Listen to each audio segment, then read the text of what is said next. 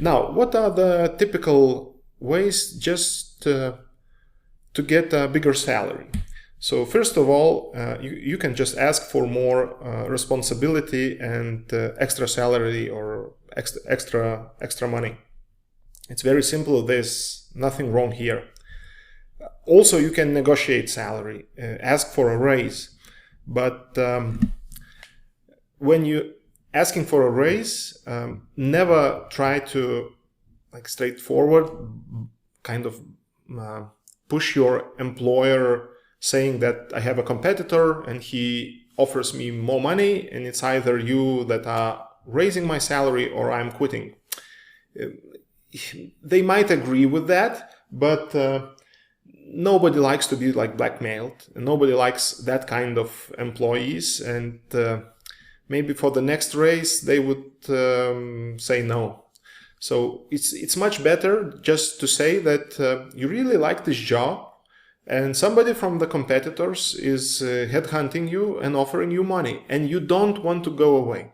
But this higher salary offering is messing up with your head and you're asking for your current employer for advice. What to do with that? How should I say no? And he would be just forced into talking about the salary, but he would not be blackmailed. Another thing, while talking about the salary, you can always talk at least about inflation. So imagine if there's no inflation and your salary gets a cut, you are worse. So, and you understand this as a bad situation. So it's just the same when you're working very normally and there is an inflation and your salary stays fixed. So because your purchasing power for that salary goes down, so it's just the same as having your employer to lower your salary. So you can always ask what happened, where I was wrong, why I'm receiving less, and he will say, no, you're not receiving less, you are receiving the same. And you can say, yes, but when the inflation is 10%, it's just the same as a salary cut of 10%.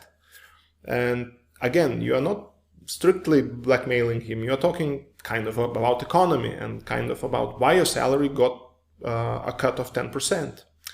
And one way or other, maybe he will somehow squeeze out of this talk somehow, but he will know what is happening and maybe would return after a month and say, okay, I thought about that inflation, what you talked about. Yes, we need to make the salaries a little bit more and so on. So next thing, just negotiate the upside. Ask what will happen if I will reach all the KPIs? What will happen if I will make a sale of a way bigger product? What will happen if I will find more customers? And usually employers are happy to negotiate the upside and not just a regular salary increase for you doing the same job. And finally, you can always change job. Just do the same stuff, but somewhere else. If your current employer is really stuck with the numbers for the last 5 years, then always invest the difference. Whenever you have this finally, one way or other, the salary increase, don't wait for the expenses to consume this free amount of cash that you will have for a certain period of time at once. Just invest the difference until you got convenient with this new income and new expenses. Then also increase skills. Whenever it's some sort of education or certification, this will, whatever you do it online, offline, doesn't matter. These things will give you more job opportunities, more promotion, higher paid position offers, and it would just increase your value in the market. Again, maybe within the same employer, maybe not. Take a side hustle, just become a freelancer or start doing some consulting or start a very small business just on the side. And finally, real ticket out of jail. Just like a real one.